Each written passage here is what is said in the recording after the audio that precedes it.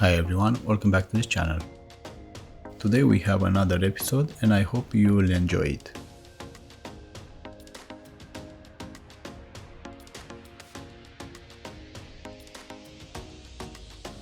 As you know by now, we're gonna start with the unboxing. Here are some of my sizes. Pause the video if you need.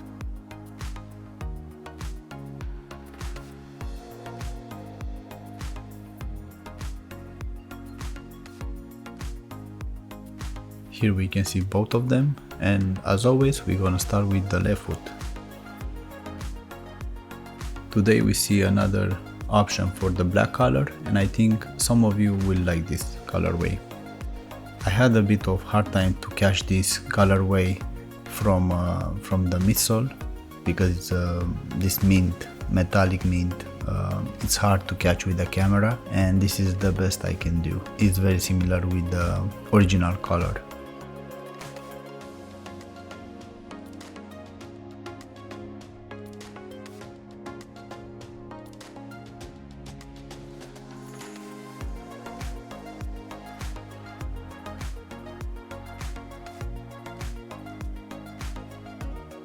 Here we can see the sole, same torsion system with this Adidas lip that we seen last year also.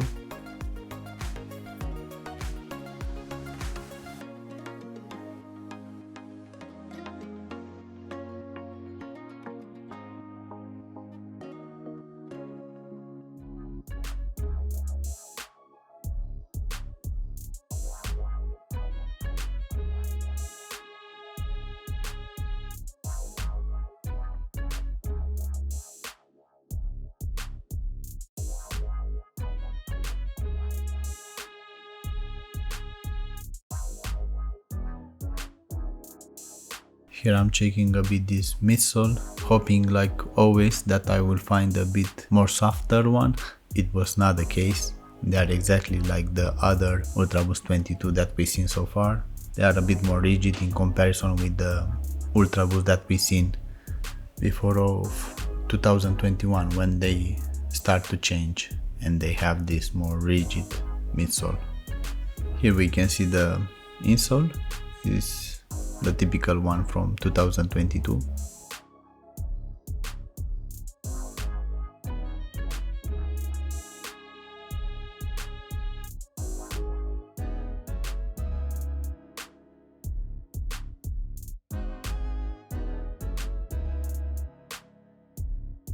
And here we can have a look of this interior.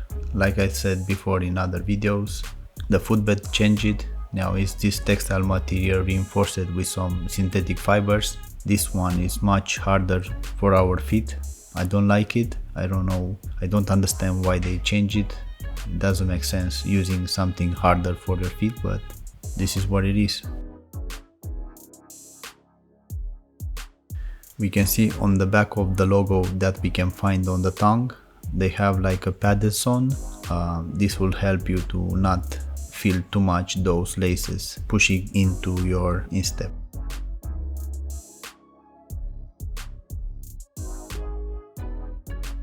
Like all the Ultraboost 22 that we've seen so far, these ones are made in China also. We can see the other side of this prime knit material. The thickness is around 2 millimeters. And here we can see the right foot because we want to see if the quality is consistent in both of them. To be honest, I didn't have any issues with the quality on this pair that I received.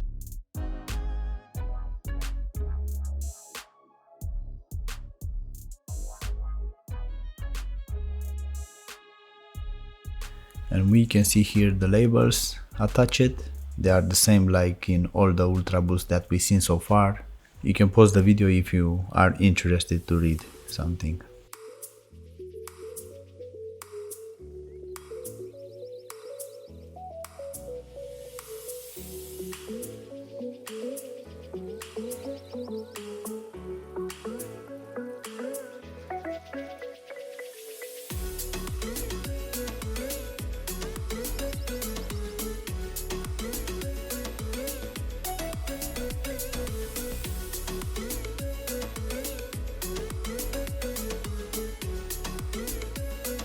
We can see here on this sole that there are exposed places with this boost foam. I wish they weren't, but many sneakers they are these days this way made, so I don't think I will see something changing in this direction.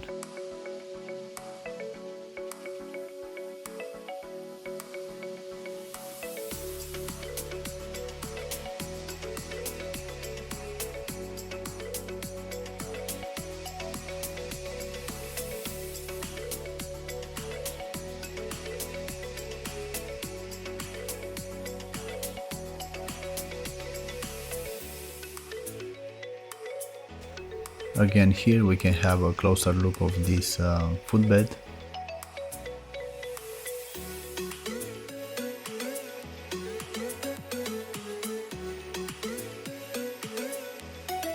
With the end of this heel I didn't have any issues.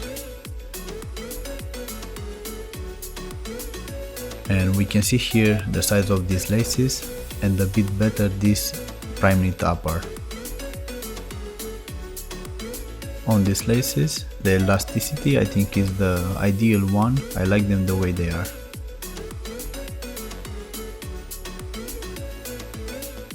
We can see here the kind of panels that this upper has, and I will like that the one which is over the Instep had more holes, because it's not elastic enough for my feet at least.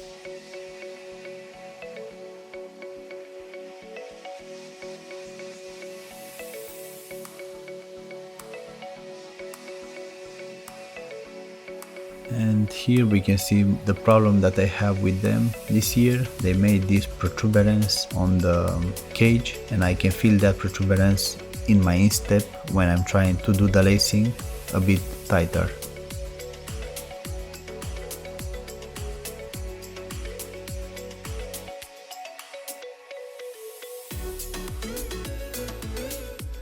This turned out to be quite a serious problem for me this year, so I don't know for others, but for those that they have a bigger arch and instep like I do, this will be a problem if you are trying to do some running with them, or even walking if you don't have them relaxed in your feet, you know.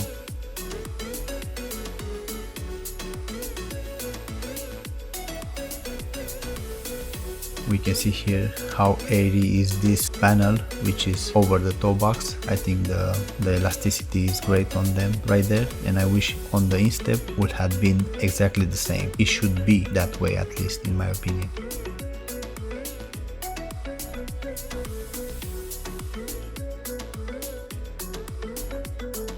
And here we can see the thickness of this prime knit, but it's different from panel to panel.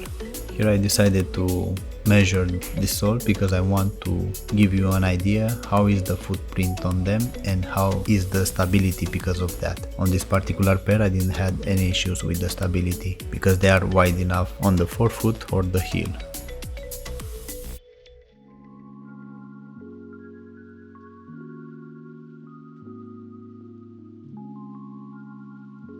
And finally we can see the weight test.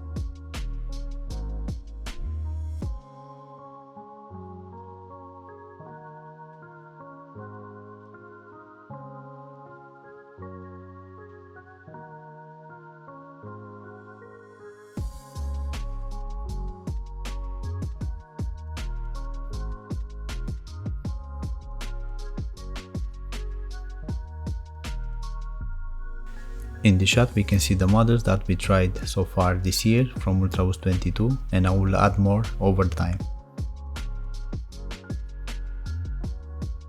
Here I'm showing how is the insole and how they are my feet over these insoles, because I'm trying to show you that they are true to size and this is my correct size for my feet.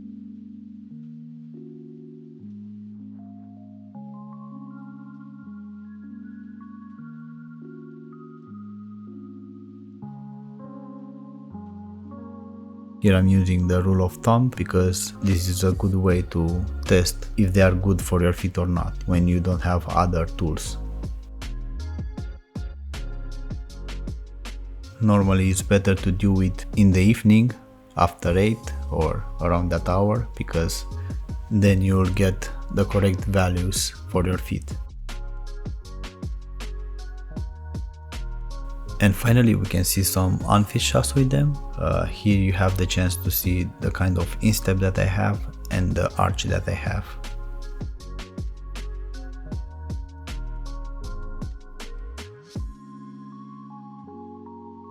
For me, around the instep area, I found them a bit too tight. Over time they can change, but this is the first impression. Last year they were a bit more elastic in that zone, and this year for some reason they are not as much. For those of you that they have flat feet, I don't think they will find any issues with this prime knit upper. The comfort with them in my feet is not too bad. I only find these pressure points around the instep. Those are the problem for me. Maybe for many of you it won't be an issue. Hopefully you have to try them and see yourself. About the cushioning is minimal because these are with the firm foam made and they are not the same like in the past.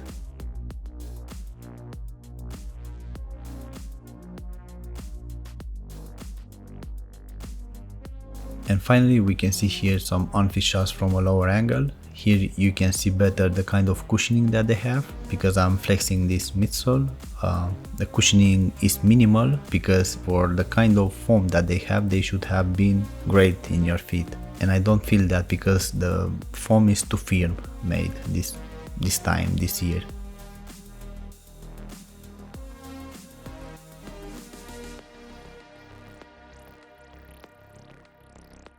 If some of you had older versions from Ultraboost, I mean older than 2020, they will know what I'm saying. For the rest of you, I guess you'll try them, you will say they are good the way they are, but they are not as good they were in the past.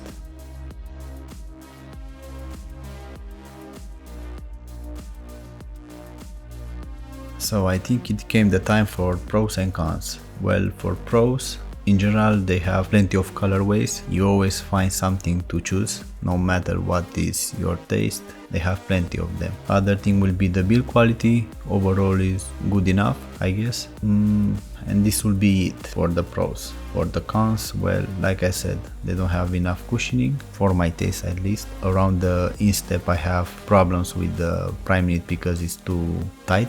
And also with the cage because it has those protuberance that are pushing into my instep, so they are killing all the comfort that you can have with a pair of sneakers because of that. Other problem will be the price. It's 190 euros or dollars. It's 10 euros more than last year. They are not better in any way, for me at least. So yeah, that's another con for me at least. As my final thoughts, I think you should try them, see yourself. If you think they are good enough for you, go ahead and buy them, or at least try to find them on sale or something, you know, to not pay the full price, because the full price I don't think they are worth it, to be honest. There are better options out there. The Ultraboost Predator, I think they are much better than these ones, although those they are made with leather, but they are much better than these ones. And also cheaper. I don't know if they are available in all the countries. Here in Spain they are in 2 colors, those Predator, and there are other brands also, so just check more of them. I think I will end here this episode. Thank you very much for watching. See you next time. If you have any questions, please let me know, and don't forget to subscribe. Take care of you.